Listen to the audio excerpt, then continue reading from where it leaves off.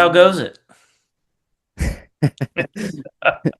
It's just it's wonderful. Every day gets better. Yeah, I'm crazy busy. It's kind of insane. But yeah, the last I talked to you was you had some things going on to where you had just hit. I mean, just hit. Like we had the video where you had hit 100,000 subscribers on YouTube.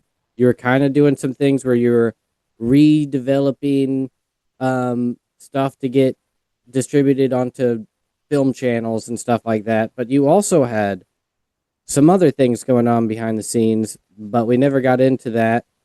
Um, so that was like at least a year ago, if not more, because I've been sort of on hiatus on YouTube for a while.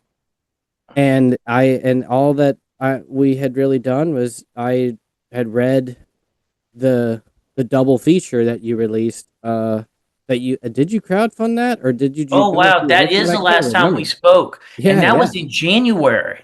That means we haven't spoken in 1 year. 1 year at And this least. Yeah, whole year, 2025 is kind of like a blur. It yeah, was a it was a like a rough year, to be honest with you. Like same. the economy had this kind of downturn, and right after I got the double feature, we put our house for sale. So I've been that has taken up most of my life up until now, which the house is finally sold, and I've gotten my brain back on creative stuff. But that doesn't mean I haven't been working on creative stuff. One of the things I have coming out is I did a true crime documentary, and I didn't. Oh. I don't think I ever spoke to you about that, or No, but maybe I I did told you. see. I saw you posted it on YouTube, I think, or like you announced it or did like a YouTube post or whatever. Did Yeah, you do that? Where did I yeah, see it? yeah. Are we connected on Facebook, or is it YouTube? It's YouTube because I follow you on YouTube, and yeah, YouTube to me it's still weird. I don't understand. Like you can still scroll it like social media, and they'll Hmm. show you like as if you made a Facebook post, but it's on YouTube. And I swear, if it wasn't there, I did see that, and I remember thinking like, what? Because it looked crazy, and it looked super. Like, did you get streaming for that? I mean, it looked like a straight up Not yet. Netflix Like original. so we finished the movie and we've done private screenings of the movie. I've gotten private reviews, so I sent it to Film Threat, Indie Red, to Indie Take Two, and some local critics to really try to get to know what we have here. So the name of the movie is After the Devil is Dead. And it's a true crime documentary. And so I went to high school with this guy, but we didn't really know each other all that well. And it was the weirdest thing. He had someone with 48 hours take interest in his story. So his story is when he was 5 years old, his mother was murdered in the knife ward, and the murder was never solved. And so he was telling her about this, and they took an interest. Well, he called me. He was like, because he remembered, he knew I was in filmmaking. So he emails me through Facebook and says, "Hey, I'd like to talk to you." So we go to lunch and we're talking about it. And I'm telling him, it's like, look, do it. Like, I mean, if this is something you want to tell. And in the back of my mind, I'm like, this would probably be an interesting story. A little bit of time goes by and they kind of lose interest in the story. So again, we have lunch and I feel him out because like one of the things is with a true crime, I got a family and stuff. I'm like you, and I was like, do I really want to do a true crime story? Is everybody? I mean, am I gonna have somebody? I like making horror films, but I don't really want to live a horror film. No, yeah, for sure. So like we talked and off and on, and then probably right before I did that crowdfunding with the Vintage 8 double feature, we agreed to do this. And I shot with him over 40 days. And over the course of that, we solved the murder. We figure out who did it. And it's No unsolved way. murder. We figure out who did it. And it is tied to the ending. Read any of the reviews. Hold There on, is a back up. really So strong resolution to it. prior to you making the film, nobody knew who the murderer was. It was unsolved, and you in 40 days like helped solve the murder. Yes, I will say like that. You have to see the movie to kind of understand. Okay. I don't want to give away too much. In fact, I would be happy to send you a link if you want to watch it. Please. Yeah, I'm more than intrigued. Because like when you see it, you'll understand. It's like I could have named this movie a well-kept secret and it would have made just as much sense. When you see it, you'll understand where we come from. Like it's surprising that this was never solved. And it still isn't solved. But we know who did it. And when you So see the movie, you'll understand. officially it's not case It, closed, but you know, and we the know. audience will know. And yes, we will know, the audience will know, and you can watch the movie and you can give me your own opinion on who you think did it. So it's done. Oh, the movie Like is done. Like I said, I've let festivals see it. We got a 10 out of 10 from Film Threat, which was which was crazy that they gave us a 10 out of 10. I'm assuming Uh, you got offers, you just haven't pulled the Well, trigger. no, I haven't brought it to festival yet to even let Oh, anyone okay. see it. Like that's the next step is like really it's just funny you were talking about that. I was gonna bring it to festival to try to see what festivals we can get to, specifically festivals where there will be buyers at and see what kind of offers can be made there. If we don't get into festivals because that's not real. Getting into festival is not quality of movie. It's just do you fit the slate of movies that year? And this is a particular kind of story. So if they're doing a bunch of environmental movies this year, we may struggle. But if they're doing true crime, we will flourish. It just depends. Dude, there is I've talked to distributors and there's like always a need for true crime from what I've heard. Like Yeah, there like that's like something that always sells. It may not be the highest paying, I don't know, but like from what I've heard is like if you have it and it's good, like it will sell. It's just a matter of who buys it and for the right price. yeah, and I mean the reviews have been great. Like what some people have said about it. I redid the trailer just recently. When I send you the link, I'll send you the trailer, the new one as well, with all the critic responses in it. And most people who've watched it tell me that it really sticks with them, which is all you could ever hear, all you can ever hope for. I mean, I had one person say, "It's like you can't say you enjoy a movie like this, but I couldn't take my eyes off of it."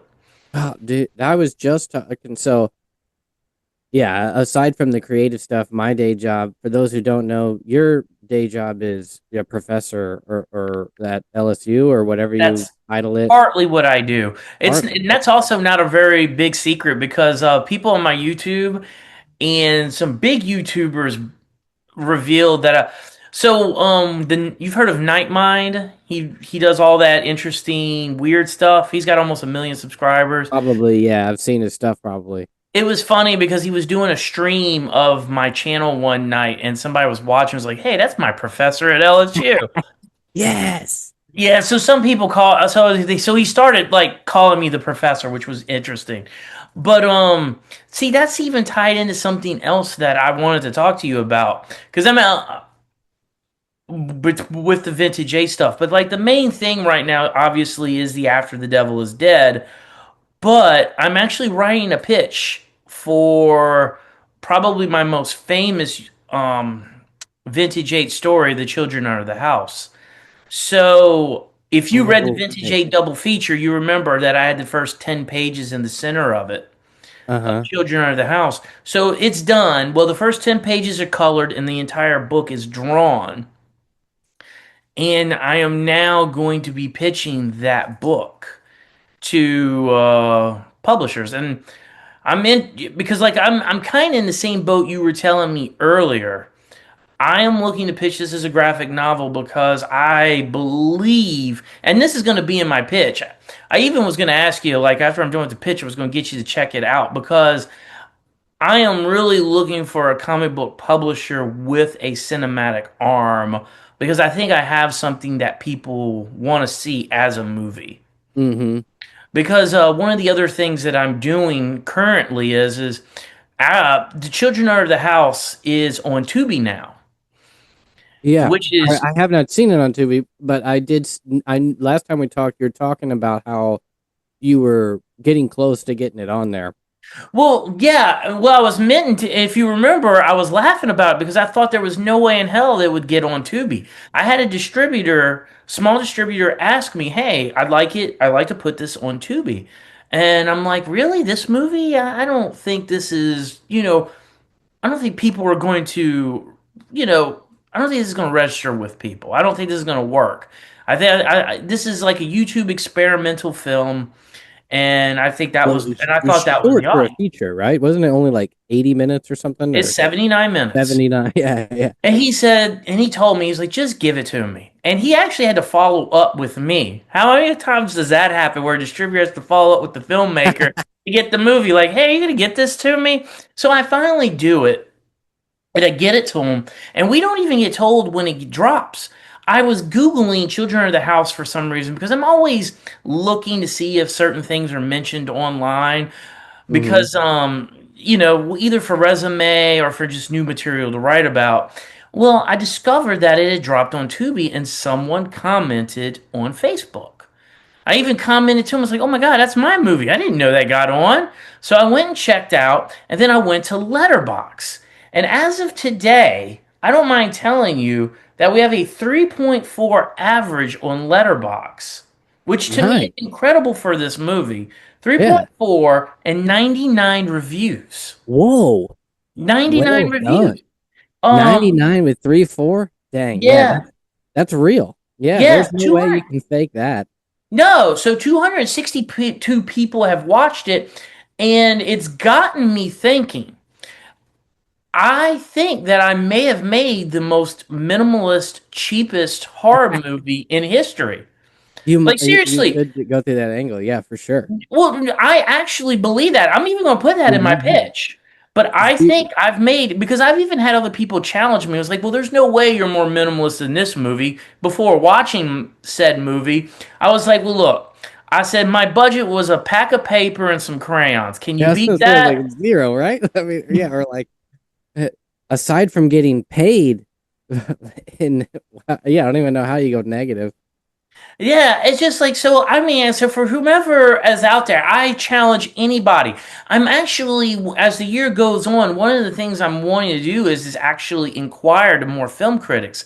Hey, look, I don't care if you like the movie. I don't care if you think the movie is terrible. When I made it, I wanted it to be divisive. But do I have a legitimate claim on the most minimalist movie of all time, if not the most minimalist horror movie of all time? Well, you And I gotta want get if you're on Tubi, you'll get like the ad revenue per click, right? Or at least is that your agreement with the distributor? Yeah, so we get a Per- click, and unfortunately, you don't find how many times it's been watched. No, Tubi's a yeah, great it's place for always indie. yeah. You can't get an exact number. Maybe maybe some people can, but because yeah, I got on Tubi with through Film Hub for one of my movies. And yeah, you get metrics and stuff, but it's just like it's back in the day when people talked about getting money on Amazon, where it was like when you were making 15 cents per view, people were just crushing it. But now it's like Tubi's probably whatever it is, a few cents per view or whatever. But when you start getting into the millions of views, you get a lot. And I think it's kind of like uh, the more you get, the more you make. Uh, Yeah, that's my understanding. And look, I mean, there are many articles written about Tubi. I don't want to say Tubi millionaires, but people doing really well on oh Tubi right yeah, yeah. now. Hmm. I'm gonna, as an independent filmmaker, I am looking at doing more found footage movies in the upcoming year to 2 years and putting them on Tubi. But yeah, so I mean that's what I'm up to. Maybe it'll be a little easier because if I could get after The Devil is Dead on Netflix, then I'll get a chance to maybe pitch some bigger stuff. Well, that's what I was gonna get into. Is like you probably don't even have to do the festival circuit. You could probably take it straight to some people, or go to a American film market or something. If the I need to reach back out to some people to figure out if that's even still worth it anymore. Um, The only reason I'm only submitting to festivals that would raise the value of the film. For So it's not sure. like I'm Yeah. sending it to Bob's No, Film I get Festival. Not that there's a problem with Bob's Film Festival. Look, I teach students and I encourage everybody. Any showing is a good showing, but when you see the product, you'll understand this movie is something that I am trying to sell to a big distributor. I So, mean, from what I remember seeing, it it had the quality like visually of the highest level you can think of. Like that to me, whenever I saw it, I was like, damn, like um it could get in anywhere and from a technical quality perspective, QA or whatever. And then considering the fact that the hook is that like essentially you solve an unsolved crime that looked like just like anything else, an insane murder mystery, I think you have your chances are higher than average. I would say that you could get with at least one of the top 10. If it's not Netflix, you can it'll be something that's actually a legitimate like real deal and not just yeah. ad revenue sharing, but something to where it's like you're gonna get something up front that's substantial in our world is like that's what's funny is like people who are not in movies or just getting into movies, you like assume that kind of everything is millions, and then you get your first reality check, and they're like, no, we're gonna give you four figures for something that you spend five figures on, and that's the Yeah. offer exclusive world rights forever. And you're like, oh, um, damn, what other option? Yeah. And they're like, well, the other option is you do it all on your own, and you just hope that you get a million clicks and that you make 2 cents per click. Yeah.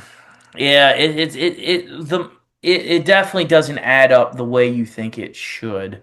The thing is one of the reasons we're doing the festival circuit. When you see the movie, it's a very stripped down, non-sensational version of a true crime documentary. And I don't say this to talk poorly of it. I say this to actually that's what makes us stand out. This is such a personal journey mixed in with solving the crime. Like a lot of these movies take a very objective look at these people's lives. Where you're almost like what is it the rubbernecking kind of syndrome, like where you see something and you're kind of just looking at it as you're passing by. This movie we went in a different way. You are in it with the main characters That's all the cool. way through. You feel what they went through and you live their life up to the present and how it resolves itself. That's And awesome. yeah, so even in the reviews said that that was what made it different.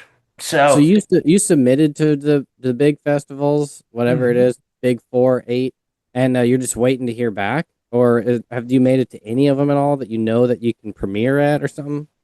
Well, festival season's really starting now. I mean, we didn't get in Sundance or Slam Dance, I'll say that, but that wasn't a surprise. It's not a Sundance or Slam Dance movie. Yeah, yeah. Like, I mean, honestly, like you submit because, the guy who the movie's about, he wanted to try, and I was like, really, that's not the audience for this movie. That's not the right place. And I mean, it is what it is. But I know the audience of this movie. It's more of a general audience, which is a good thing. Hmm. That's a really good thing.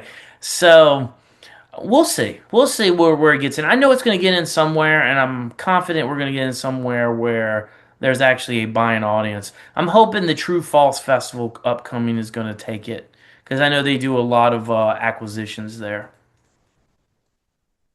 Yeah, I'll have to do research into that one. Yeah, I've never taken anything through the festival circuit. I haven't had anything that I thought was good enough to really make a difference, or like you were saying, it's kind of like unless you're getting into the top ones, they're not really worth it at a professional level. Whenever I say a professional level, I mean like I'm doing this for profit and not for like Yes. personal kind of substantiality or whatever. Um, so it's like some that I could get into, but it's just kind of like, and especially whenever I'm so busy with other things, comics and stuff, which we'll get into next. Uh, it's like I can't travel that much, and then the most of the movies I've made are in India, and the crew's in India, so it's like I'm not gonna go there, and they're not gonna come here. Um, But and then my other stuff, like in America, is so low budget that like none of it's of the quality that uh it could get anywhere. So yeah, I don't Yeah, have well, much there's like a different experience level with of it. things. Yeah, there's a different level of things. Like you're saying, like those festivals are great. It's just when you're looking for acquisitions, it's just different kind of film festival. Exactly what you're saying. Yeah, and it's the same with like the different levels of movies. It's like Hmm. some of the stuff I'm making is very high level, but I say very high. It's like professional could get on, you know, Tubi and other ones, not quite Netflix material, but it's for an Indian market. And then other stuff I'm making is like basically no budget slop for fun. That's for the, grindhouse horror people who they like watching stuff on YouTube and wherever they can get it. That's just grimy and weird. And then it's the same with my comics where it's like it's either the highest level I can get to get with about as big of mainstream publishers that are out there, except for maybe the very biggest. And then I have other stuff that I just throw online or self-publish or and so you kind of know as you're making it, and then when it's done, okay, where does this realistically fit in from a quality perspective and then genre and story? And yeah, that's what's cool about this your documentary is like it could potentially be with the very best of its category. So might as well ride the long game to get it where it needs to be, rather than settle for the other places where it doesn't necessarily fit in the best. Yeah, because like I'm hoping that I can use that documentary as a jumping on point for some of these other things that I have planned. But who knows? I mean, I really have high hopes even for this with children out of the house. I'm very serious. Like that's what I'm going to be looking for because I know you've encouraged me in the past to like when I submit to email them on Twitter, and I think I'm going to try that this time out. Like go to Twitter or Blue Sky and say like, Oh, "Hey, I'd like to submit something to you directly." for the graphic novel publishers and comic publishers and stuff. Yeah.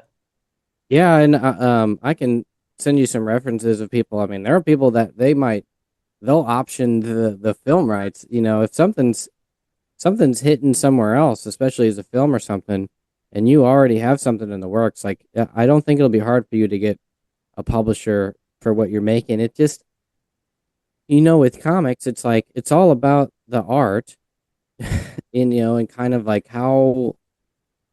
Actually, I'd take that back. It's like it's not all about the art. It's just that the art is substantial in the categorization of what people think it is, or where they think it should be published.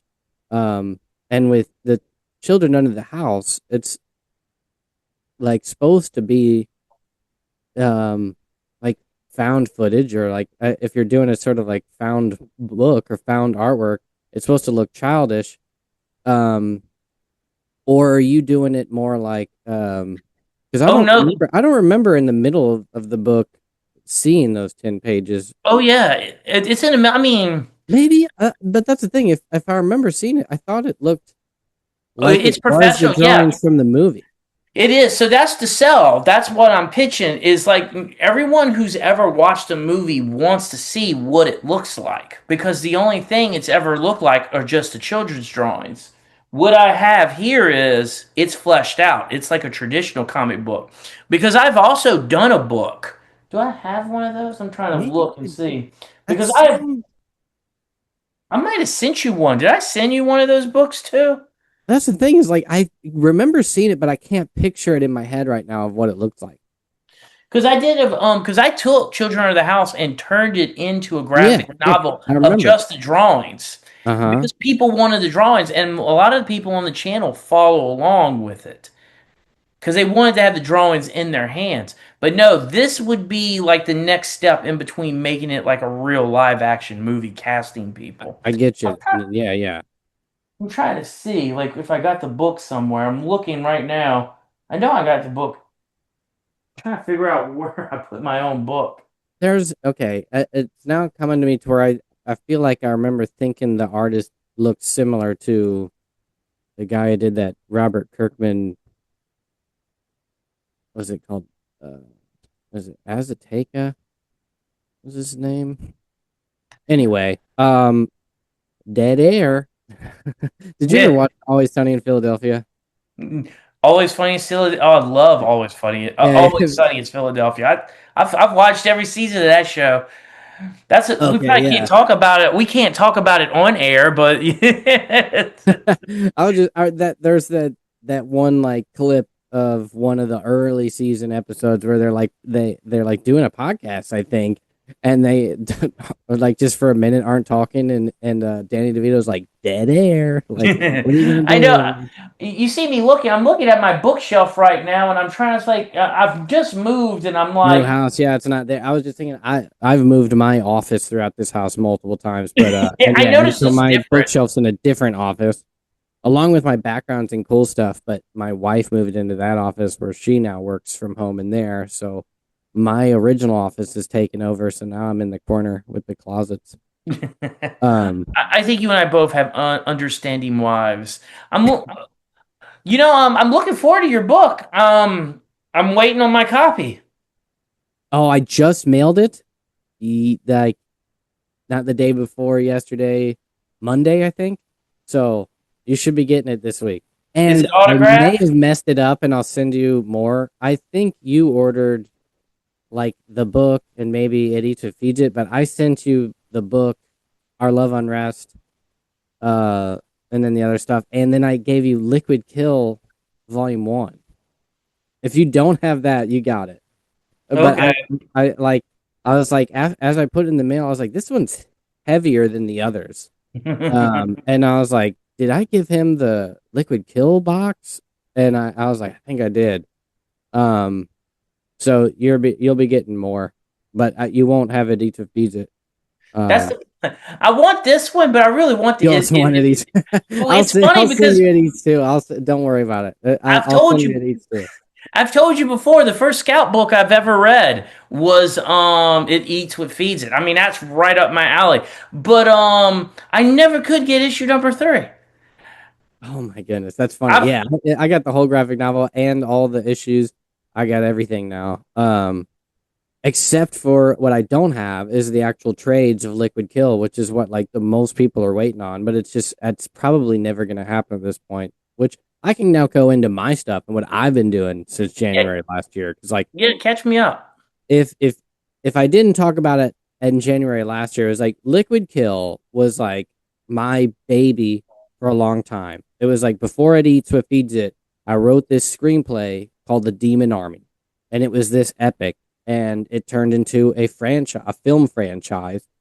And long story short, that got turned into comic scripts after the success of It Eats What Feeds It, and the same illustrator came on board and was like, we're gonna do this and we're gonna do it big and we're gonna do 15 issues. And at the same time, uh Whatnot Publishing was being founded, and I Kevin Rodatelli, who was with Behemoth Comics at the time, basically came to me. We partnered. We were going to be with Behemoth. Kevin left Behemoth, and we stayed with Kevin and went with Whatnot Publishing, which was the new company he founded, which then turned into Massive Publishing. And all throughout that, a bunch of stuff happened. Liquid Kill got published, was a hit. A hit in meaning like we sold enough to continue the series. Okay, it wasn't like a I'm rich kind of thing. It was like I actually profited a tiny bit off of the first 5 issues.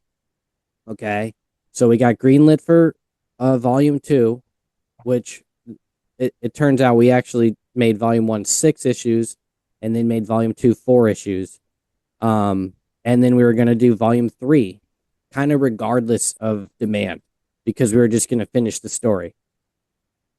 But by basically the end of last year, probably whenever I was talking to you at this time, it was like volume 1 was like done out all the issues, and they were working on solicitations for the first printing of the trade paperback, which was going to go through everybody from Target, Walmart. Simon and Schuster was distributing, along with the comic shops. Excuse me. I got pre-orders. I got a lot of them. I got enough to justify its print run. Um, and then Diamond went bankrupt. Yeah. And because at the time that I guess it was quarter one of 2024 or 25, I can't even remember at this point. It all blends together. Uh, the issues of volume two, so that would have been issues 7, 8, 9, and 10, uh, out live, but we never got that money. So 100% of volume two just made nothing. And it took so when Diamond went bankrupt, they basically weren't paying anybody. So not only did like I not get paid, the publisher didn't get paid for anything for that quarter. So basically, a quarter, all these books, all these years, no one got paid for. Um, And and they just to interject, I scrapped. think that put Blood Moon out of business. I haven't Yeah, it put heard. Blood Moon. It put a bunch of others. So like I was making videos of like all the. I mean, there was a million things going on. There was controversies with Scout.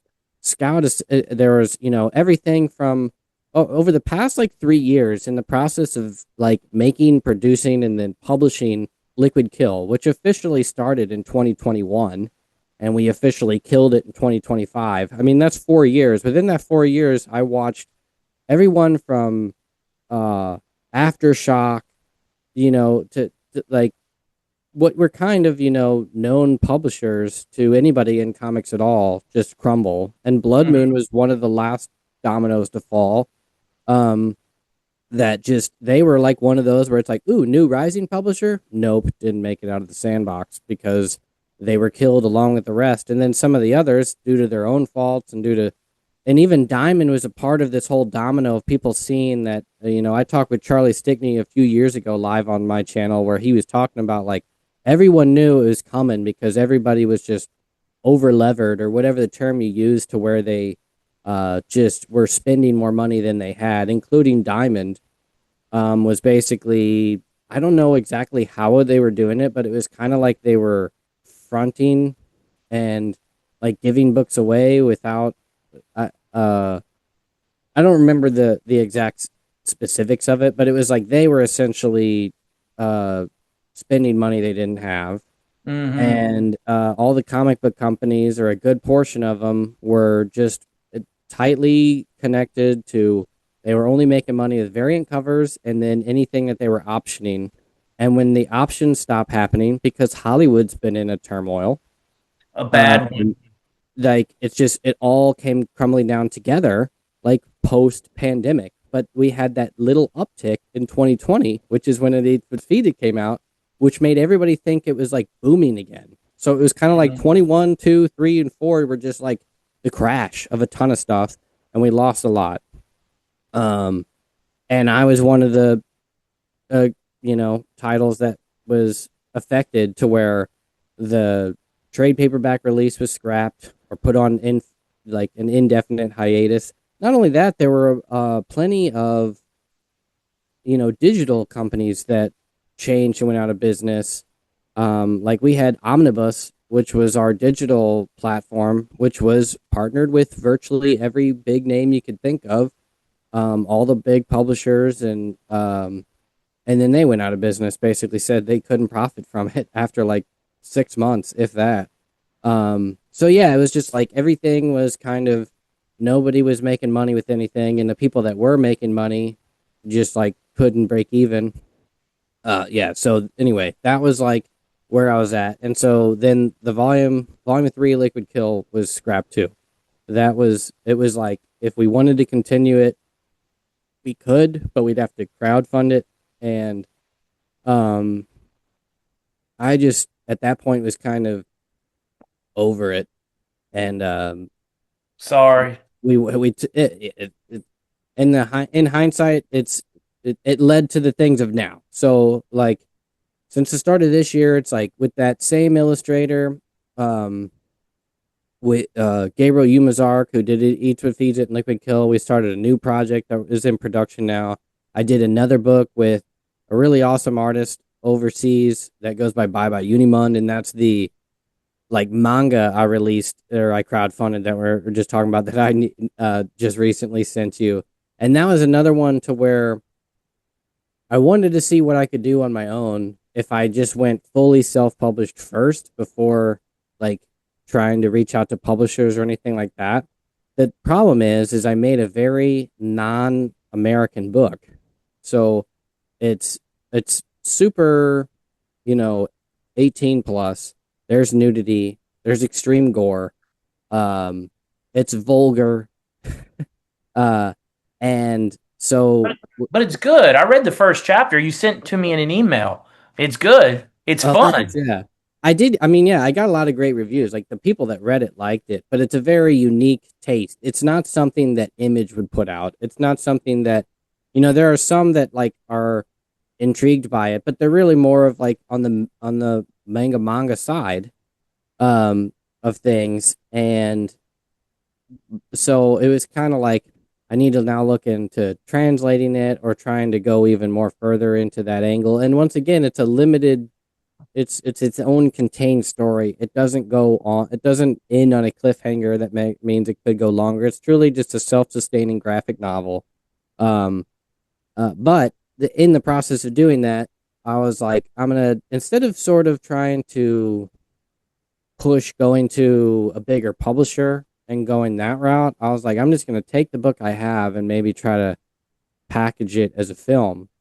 And in the process of doing that, it's like almost everything else I've done, it all leads back to It Eats What Feeds It because that was my biggest hit. And that's like the one thing that seems to be like the most recognized or the most like, it just has the most proof of concept. When you look it up online, people see it, they see the covers, they see the reviews, they see the ratings. Um, and so whenever I'm trying to like develop Our Love Unrest, they come back to, well, what's the status of It Eats What Feeds It? And I have the rights back to It Eats What Feeds It. So I ended up pursuing that as a film. And it's kind of like my plan is twofold to where anytime you talk to someone and if they don't like your first thing, you can kind of pitch them the second thing. And Our Love Unrest is even more contained. It can be done cheaper than It Eats What Feeds It. There would be less special effects. So Our Love Unrest is like purely like ghost mystery and then sort of erotic. It Eats What Feeds It has monsters and it's in more than one location. It's a more of a sprawling story. Our Love Unrest is like it's three characters primarily and a ghost and some other secret characters, uh, but all in one house. And so there's some people that are interested in that kind of thing, a contained but this is what I wanted to get to talk to you specifically about because a funny thing happened in the process of all this. Uh, yeah, okay, I guess to give it the more grand picture is like what I learned in this process of basically being like, okay, before I started doing comics and stuff, you go to movies, you basically have a screenplay, you hope you win a contest, and when you get a contest, you might have like producers or agents or managers or whatever that somewhat are like interested in the project or you. Mhm. And they basically say, I want to take your project and turn that into a thing and see if I can sell it that way. Or I want to take you as a writer and be like, try to like mold you into this thing based That's the upon better your option. work. That's the And the better better option. option for you is number two. And I was never given number two at first. I was always number one because it was like, you have this one script that people are kind of interested in. Let's see what we can do there. Um, but then, like most recently, it's like I now have.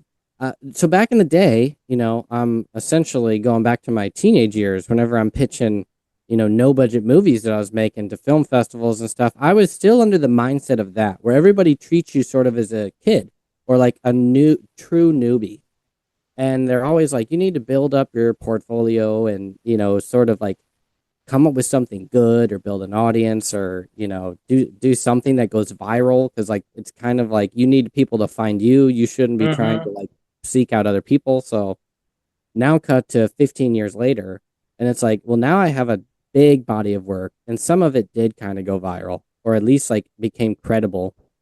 And so now whenever I pitch one thing and they go, I'm interested in this, but here's what's funny is like I get some people that are like really high level, people I talk to you about like behind the scenes that are basically saying like we can do this and you're looking at numbers of like 20 million. And then I people will look at the other stuff I have and they'll be like, and this is what's funny is like one guy came to me and he was like, here's what I'm gonna do. The most interesting thing that you gave me was Liquid Kill, which anybody that's read Liquid Kill is $100 million movie or more. Like it's a superhero in lots of locations. It's basically James Bond, six James Bonds, all female, and the villain and multiple villains, and there's monsters that look like Alien from the movie Alien, and ultra violent, lots of blood, lots of effects, insane. Hmm. And he was like, I like that one, and I'm gonna make it for $10,000, and you're gonna help me fund it. And I was like, what? Like, and I had another guy that basically kind of gave me a similar offer where it was kind of like, this one sounds interesting. I'm gonna pitch it to my other guy, and then the what they were doing was basically they had a big like budget. Let's just say it was $1 million, and they're like, but this is for 10 movies, and you'd be slated in like one of these, and we're gonna depending on like we're gonna like vary the weights of like you might get 150,000 and someone else might get 20,000 Or Liquid um, Kill. for Liquid Kill. Yeah, and I was Because like, I'm familiar with this stuff. I've read some of that. I am familiar with it. So for Liquid Kills, like I mean, man, a hundred I was thousand dollars. I mean, you might as so well say we're doing Endgame for $100,000. Good luck. I mean, I get you well through the that yeah opening yeah yeah credits, and I that's mean what's just the interesting titles. I'm not is talking about actors. I'm just talking about like the titles. I mean, like your movie would basically be Max, Max Covens, Liquid Kill. Okay, 100,000 spent. All right, that was it. no yeah and that like whenever I started in obviously I passed on those offers but I mean, it yeah. was interesting because like I wanted to see more about the model because like that's the approach I've been taking things is not strictly as a writer with an agent. It's like I come at it from a producer standpoint where it's like I Mhm. didn't option the work. I wrote it myself, co-wrote everything, most of it. Um, but it's basically I'm coming from a producer level to where it's like I'm partnering with these people to where it's like we're either collectively trying to get money or get casting or get distribution first, package them, and then uh, basically build them up from there. Where it's like we try to figure out the back end first, and that's what was interesting about those guys is they had the back end solved. So they're like, we know where it's going to go, we know who's going to buy it, and we know how much they're going to pay us for a slate of films or or whatever. And so we're basically going to do ours for half of that. So it's basically like someone was going to pay them 200 grand or whatever, 2 million or for a slate of movies that had to be of a certain kind. And but they had to be what is like what's interesting is like they were in a space of movies that are not what you and I are used to. They're in like this new model of like international, like just kind of raw, no budget action essentially that has like one known actor that's films for one day and it's a joke of a scene. They're the villain. And the rest is essentially AI mixed with no name actors from overseas. And they send them out to basically foreign film markets and they sell them but they have this model, and then like the titles of all these other films are like names like Liquid Kill, like that. Just or in these examples, like I don't want to actually give away that IP, but it would be things just like you know vampires versus uh uh Bigfoot, Chipmunks. Let's just yeah, go or whatever. chipmunks. Yeah, and it's like that kind of movie mixed with melting zombies or whatever. And then Liquid Kill be thrown in that slate. And I'm like that's just not what this is. Like this is more along the lines of like, epic, like a real movie, like this is not what I'm trying to do, but at the same time I did learn a bit more about the back end. And what was cool about is like you kind of just see that like in the film game that a lot of like same with comics too is just there's different audiences that are people are going for, and like the audience that you and I think of as like movie fans is not actually the same as what the world market is anymore. Because like, Oh, yeah, I've had things go worldwide. The thing is, though, like what you're telling me, like, I mean, I've heard about production houses making these AI slop movies, but the uh, problem is like, if you are connected with that, I mean, you'll be done with anything else. I mean, your AI, I mean, your IP is like toast done. after. Yeah, that's the other thing. It's like You you mean, will lose all credibility as soon unless you're a brand new, like if you're a brand new writer and like you get your your screenplay out there with something like that, it seems to make sense. But it's like, no, I'm at a level of my career to where I can pass on that kind of stuff. It's like I'm not trying to just get any of my stuff made in any way. It's kind of like yeah. and like you have done.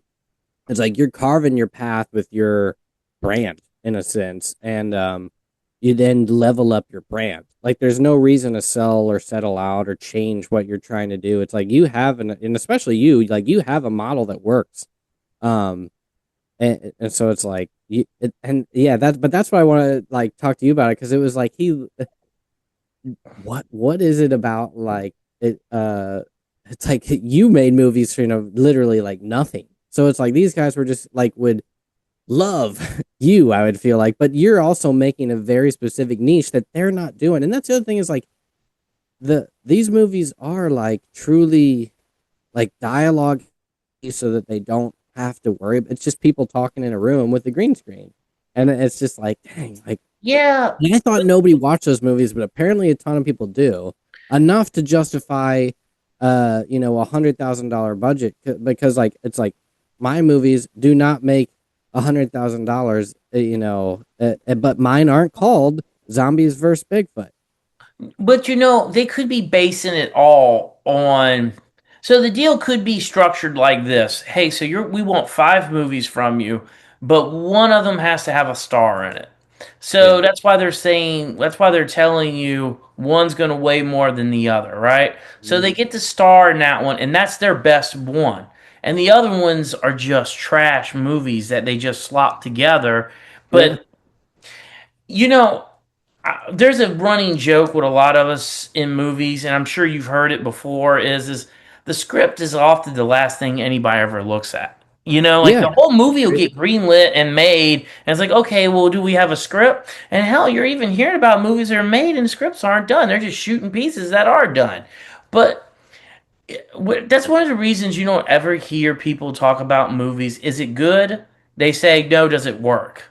And that's Yeah. really what it comes down to. Does it work? Does it not work? It's not about really is it being any good. And yeah, like what you're talking about, that sounds like and they're probably also shooting it all out of country. So like if they are doing any of this stuff, I mean, you can shoot movies in Bulgaria for like 10 cents on the dollar. Last I heard, that could have changed drastically now. So I somebody think might so. be coming below, be like, "Hey, he's wrong. It's 90 cents on the dollar, but it's cheaper." Is my point. Yeah. Yeah. It- so yeah, so like, but still though, like, I mean, for them to pitch, like, I could see it eats what feeds us done for 100,000.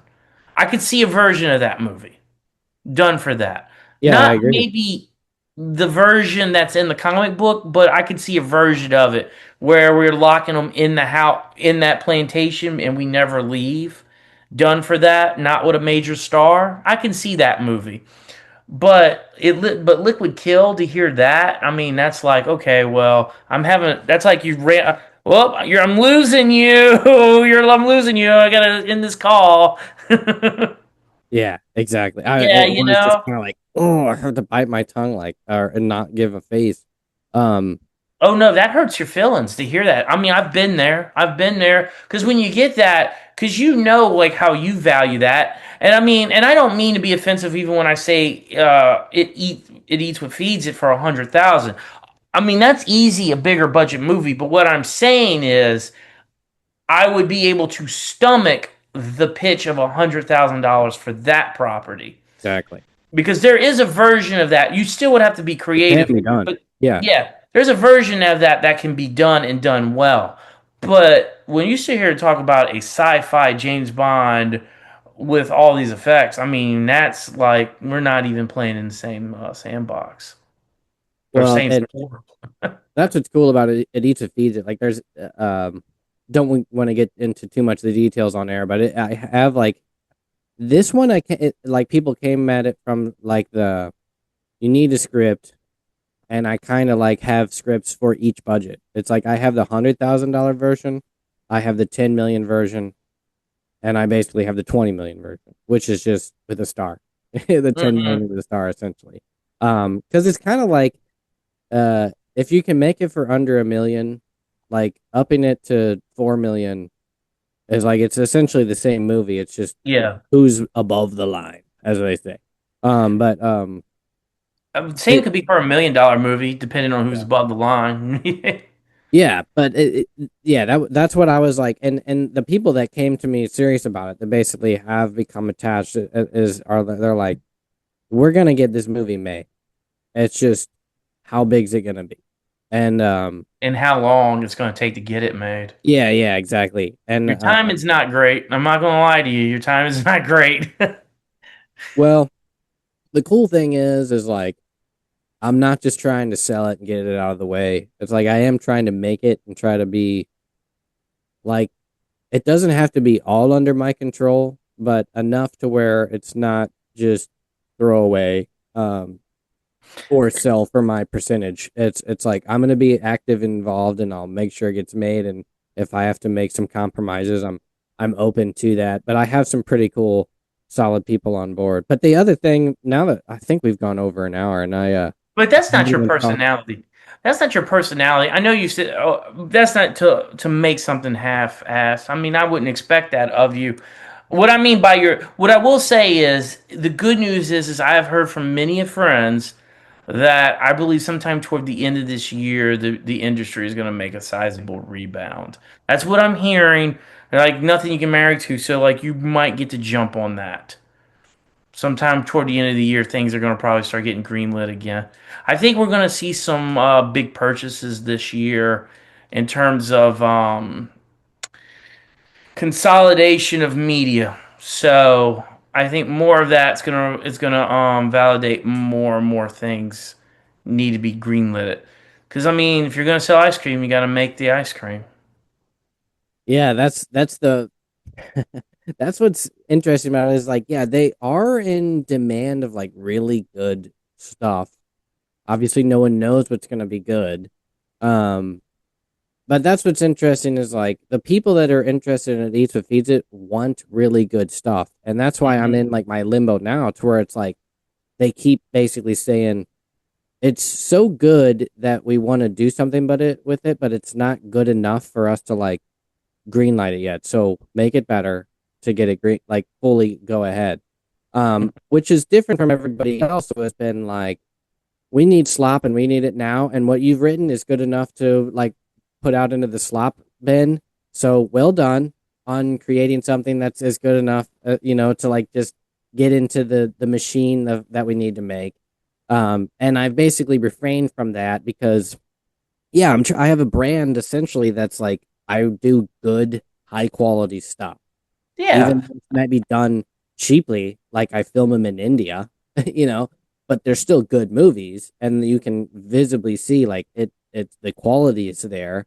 The stories might not be like put you off on your seat, make you think whenever it's done, but they're up there to where it's like you can objectively say like, oh, okay, that's high quality. Hmm. And then with like the comics, it's kind of the same way. And then some argue that those are actually like good and have high ratings and things like that.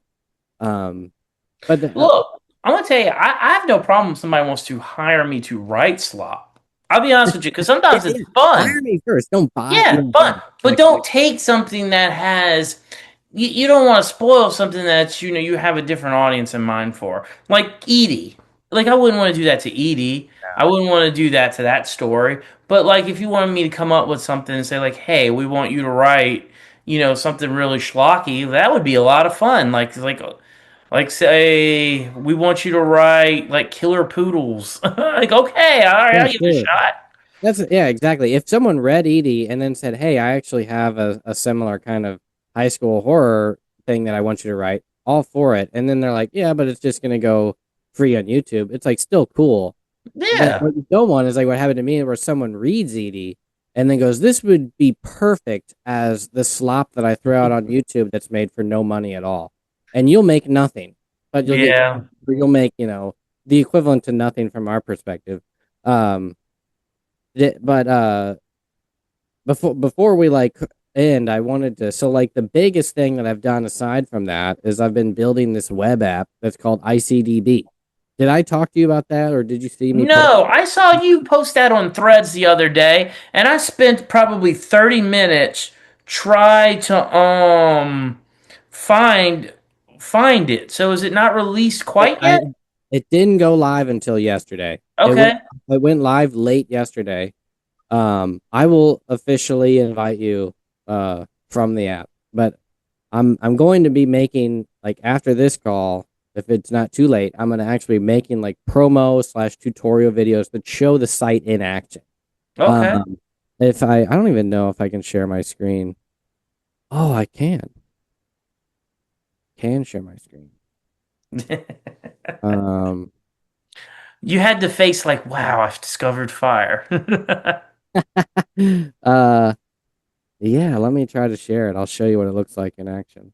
You know, Max, we have come a long way because, like, I remember discovering your book, and then years later, you're doing this on YouTube, and then me reaching out to you because I was considering Blood Moon, and then you were like, "Yeah, everything I've taught you," because you had talked to the guy before I did, Keith, and then you said, "Yeah, go for it." I did, got published. Now they're out of business, and that's all in the scope of a year and a half, 2 years. Yeah, not like nothing. Yeah, it's crazy. Yeah.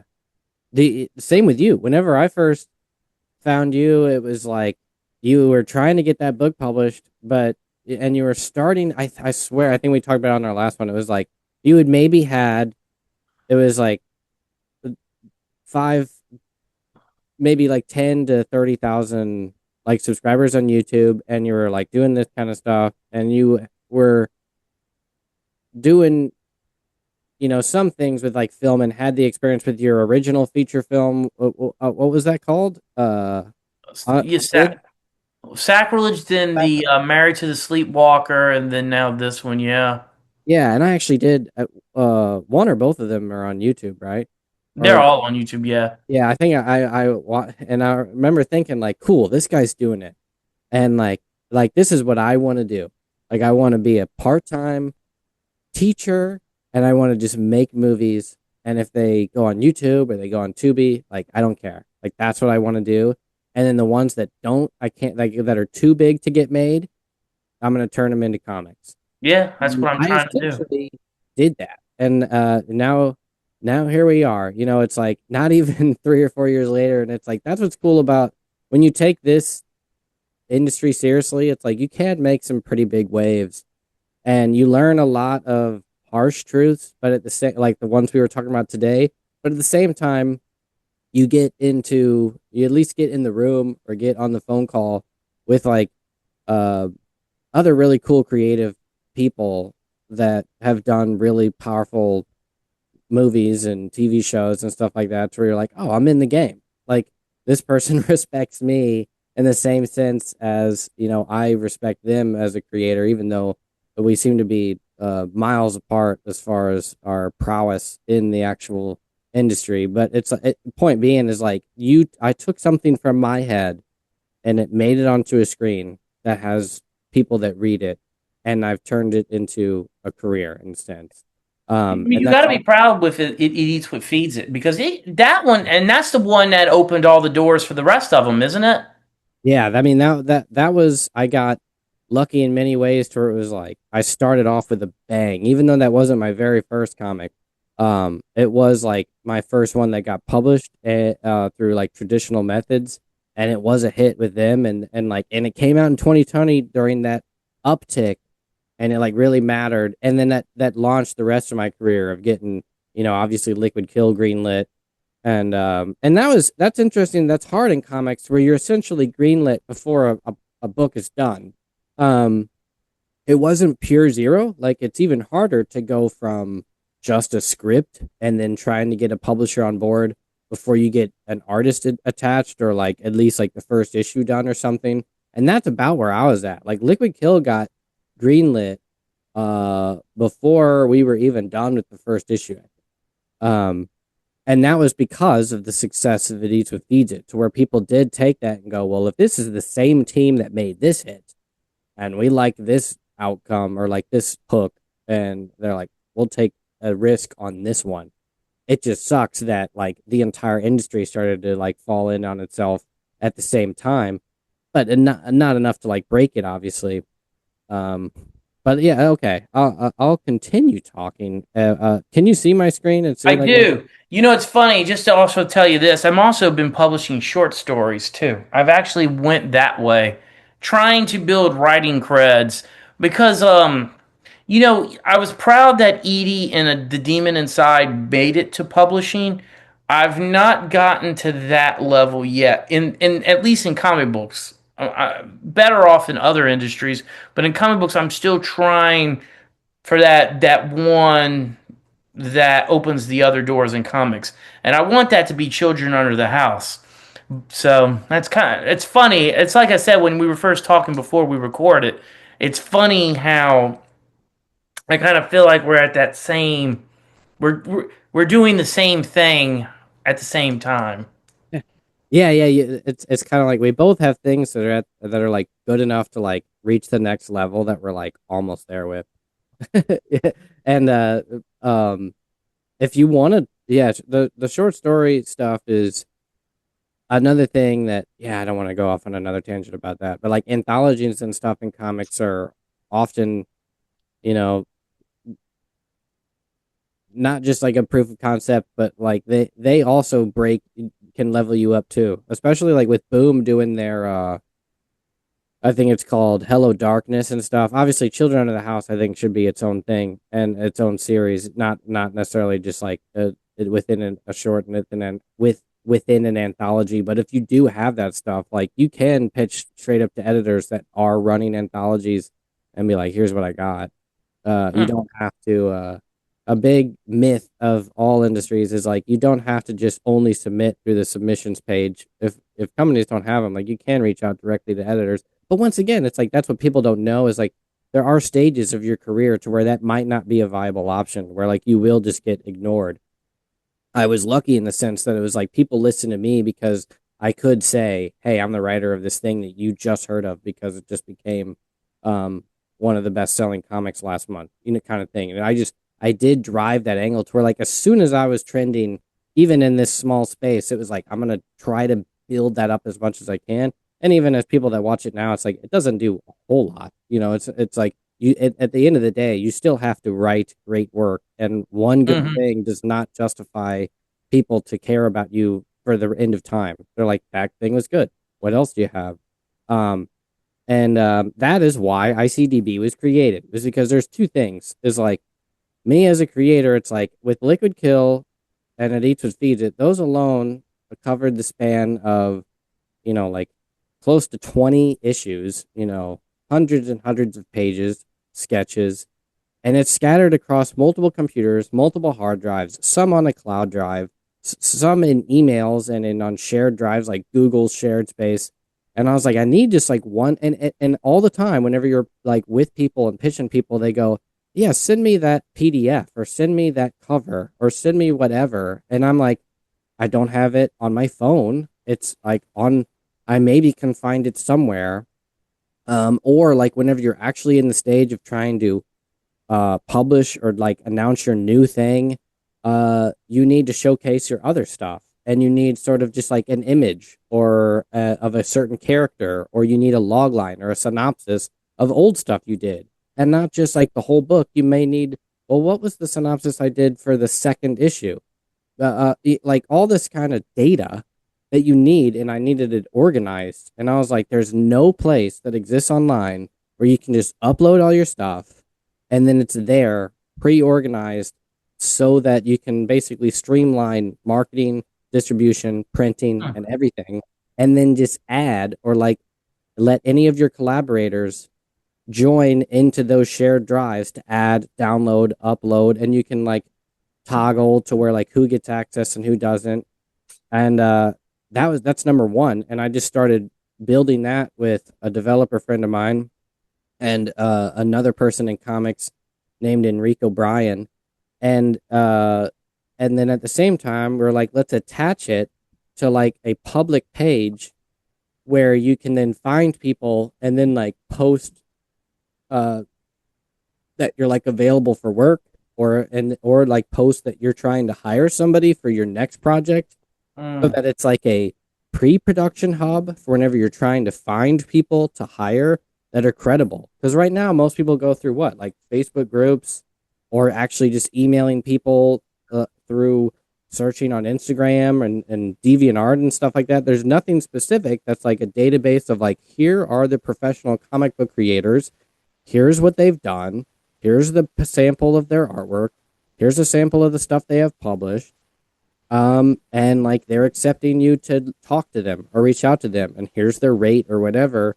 um and so I was like, attach those two things. It's like project management and data storage mixed with this like public facing profile that. Well, no, this is great. I see it right off the bat because this right here allows you to, they can check your identity. Okay, he's published, she's done this. I can take this query serious.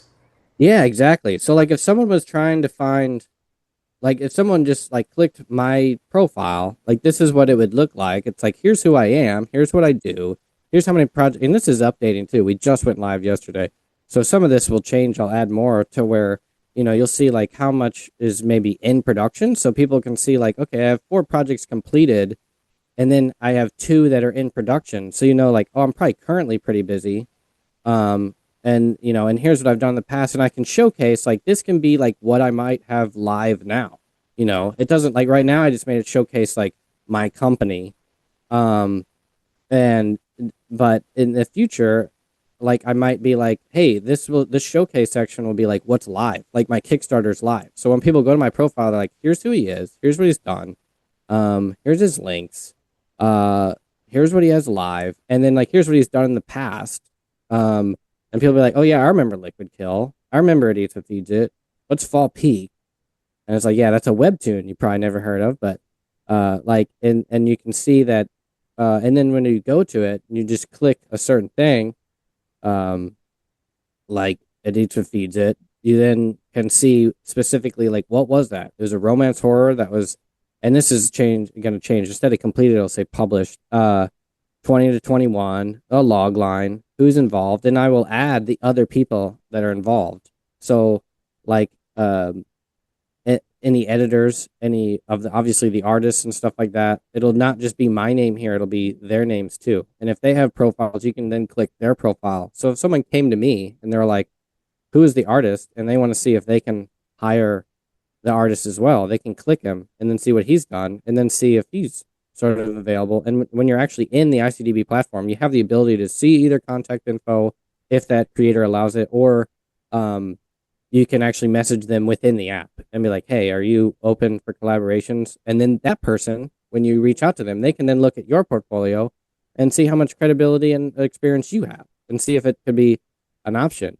Um, and so like that's the one thing. And then you can see, like I have here, it's like sample pages of what's in. And this is actually public for anybody can see this much data. But for someone that's actually in the app, or like someone that is like has a studio, so like if you're an editor or like someone that's creating a lot like I am, you're gonna have like a whole dashboard of all your projects of like I have just these 3 right here that like the one that I'm currently working on. And I still have more. I haven't even built out my portfolio yet. But then, I will add other people, and then you can see like the issues. I haven't input all the data that you need. Like that's the specifics about, the issue. What's the name of it? Is it done? When is it published? What's its log line? And I'm going to add more stuff that you'll put in there. Especially like for a whole series and not just a specific issue, like the about page. That's going to be the stuff that like a printer might need, or to where like you're going to need marketing images. And that's like what I have kind of here, to where it's like if you have a bunch of different covers, you might have sketches, character designs, marketing images. videos that can either be links or that you upload, and then documents if you've got scripts, legal contracts, the actual like print ready PDFs of like final things, and it's all like organized there. And and then I'm gonna like you'll see down here I have this templates coming soon.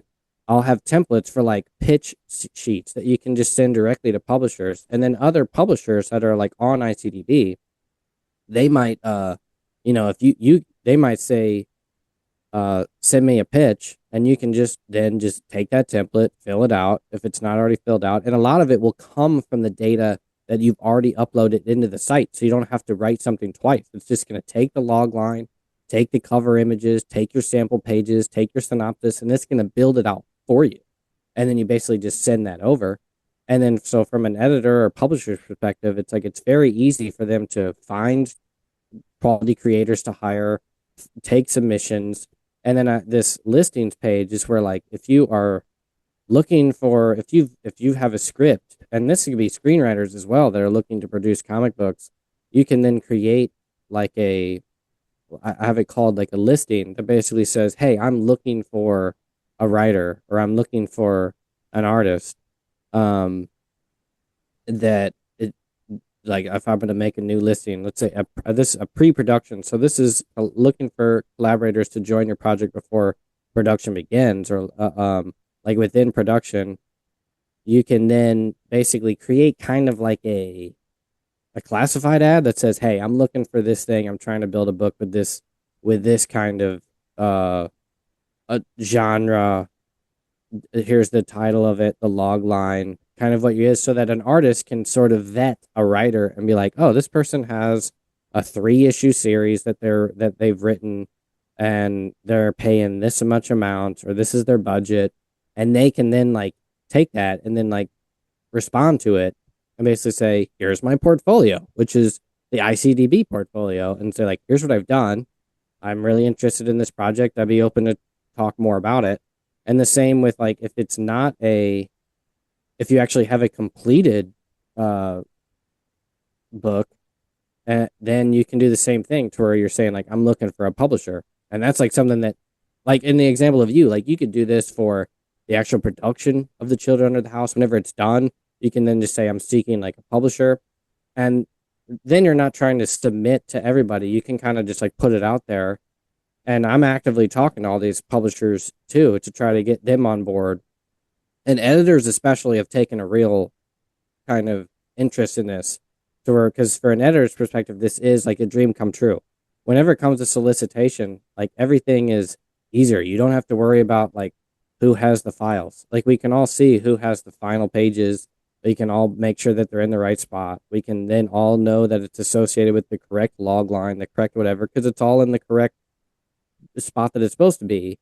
And then and they can do this with multiple creators. Every project they have underneath them, they basically have access to it and can give access to other people. And then whenever they have a graphic designer come on board, they just like give them access and like, you're the new member of the team. And it makes everything easier. It's all in one spot. And then if you're searching for anything else, it's like as long as they're on ITDB, it's all right there. You can essentially work from this platform. It's a project management platform for comic creators. And whenever you're done, or if like you want people to see what you've done, or see sort of a credible resume that's familiar and standardized, it's public. I'm I done feel talking. like you're gonna be. I feel like in a year from now, you're gonna be telling me, "Yeah, I sold it for like millions of dollars." Like this is great. Well, thanks, man. Yeah, I'll send you the official invite, and yeah, I'd love to have you on board. And we're making it to where we're setting up an affiliate link. So like if you got onboarded your artist, and like he joined with the link to where you invited him, you would get a portion of the sale, or like you get like the same you do with ads and like affiliate links with anything else on the internet, where you get like a commission for bringing on that customer for us, because it is like a subscriber base, so it is kind of like you pay either monthly or an annual. It's not that much. And that's the other thing is like people have been like, well, I would think it would be free. It's like, yeah, but it's like the storage space alone, like we're basically cutting out the need to pay $20 a month for Dropbox, and then $8 to $12 for everything else that people often pay for from a portfolio website. So that could be Squarespace, Wix, WordPress, domain names, of course. Like, not necessarily people need to get rid of their websites, but a lot of people aren't using their websites in a way that really justifies the cost that they're spending to keep it out there. They really just need something like ICDB to work with. And then when it comes to project management, people pay $15 to $20 for things like Monday and Slack. And if you're a comic creator, those aren't built well for you. That those are mainly like boards to where, like, if you have a huge team or like big projects, it's like this one's built a lot easier, and it's cheaper in that sense. So it's like there is a cost to it. But yeah, especially like for people that are on it, it's like, yeah, you would make money on here as well. It's like not only does it save you time and save you money in the it due to saving time and being able to eliminate other websites, or like platforms that you might pay for. You can also make money at onboarding people. Well, if you got editors just to say, "Hey, submit through ICDB," then Yeah, it's over with. I know. Yeah, That's all you need. from the business to business perspective, and that's what's interesting is like us as comic creators and the screenwriter and producer perspective. Like producers will be on here also trying to find IP, you know, and screenwriters will also be using this to basically break in and start getting their stories out there through comics and not just trying to send it out to the void, or like Yeah. screenplay contests. And so like those plus like and like everybody's their own business. So it's kind of like this whole thing is a business to business platform. And the idea is that using this to save you time and like everybody to make money as a business, because like we're trying, like that's what we're doing. Like I obviously this is a hobby and we're super passionate about it, but also at the same time it's like those that are serious and the kind of people that make a bunch of comics all the time and the people that would be needing ICDB, this is a steal. Like it's like you don't even think about the price point. It's like you just it's something that will be like so universal if the editors and publishers got on board with this. And I'm all and I yeah, I mean I literally just went live, and even the pre-campaign was only like a month ago. I have yet to even, because I still have my day job. I manage a hotel for most of my Hmm. day, 10 hours a day, and then I still make my movies and write my own comics, which is what led me to build this ICDB. So it's like doing the outreach, and then I do this YouTube channel kind of thing. But point being is like I do have a lot of people on the line that are interested in partnering and learning more about this, to where it could lead to where it's like it will make it even better and easier for everybody if someone like a print on demand platform became partnered, to where like you basically everything you upload into ICDB then can just easily go live, and be available for sale. And your public portfolio is like a landing page, and you can get email links and stuff, or you can submit directly to distributors.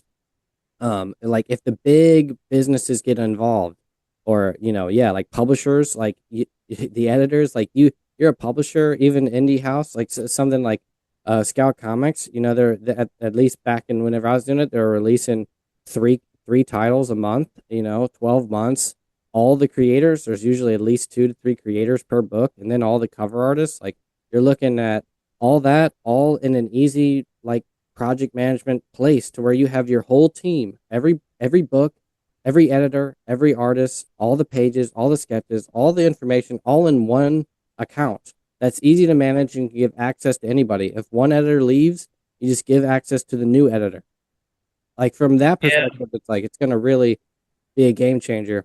But yeah, I don't want to talk about myself forever, and I feel like we've talked a lot, and because now we're going on like 2 hours, Hour and a half. hour and a half. Uh, uh, but what can we close with, like that you want to talk about or send people to, or be like, I guess just whenever for sure you got into a film festival, you let me know, and definitely send me a link. I want to see. I want to see this movie. Oh After no, the Devil is absolutely. Dead, is that what it's called? After the Devil is Dead. After the Devil is Dead. I'm definitely going to send you a screener and closing for anybody. Go to Tubi and watch Children of the House and rate it on Letterbox. Every rating helps, even if you don't like it. Oh, and of course, Vintage Eight on YouTube. And Uh, of course, Vintage 8 on YouTube, I know we don't which, live by the numbers, but you're at what, 130,000 now or something? no, 110. Oh, okay. 110. I've been working mainly, like you, I've been mainly working on the movie, so Yeah. I've stopped. So I kind of haven't been uploading as much on the channel. But I'm thinking about doing something this year.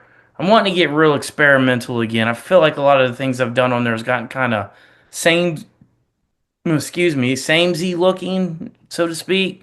I'm kind of ready to do something different. I don't know what that is, but I'm ready to do something different with the channel because I'll never get rid of a channel that's got 110,000 subscribers on it. And now you can never give up. Yeah. Yeah, You gotta satisfy the fans. No, dude, that's cool. Once again, we're both too busy to even make sense of any of it. You yeah, have a exactly. truly like successful YouTube channel, which we talked about before is like a full time into itself, and you're a professor, and you're producing feature films that you're trying to get on major streaming platforms, and you're trying to not trying, but and you're publishing comic books and graphic novels, and yeah, it's a lot to juggle, and now you can't give it up because we've gotten too big to quit. And we both have children. And children, yeah, and yeah, we'll talk about our kids and our and the other fun parts of our lives the next time. Awesome. This has been awesome. This is what, number 4? I think so. I think this is number 4. It might even be number 5, but yeah, I think you're the longest reigning. You and there's a few others. Cecil Lammy, I've done a lot, and I need to talk to him as well too.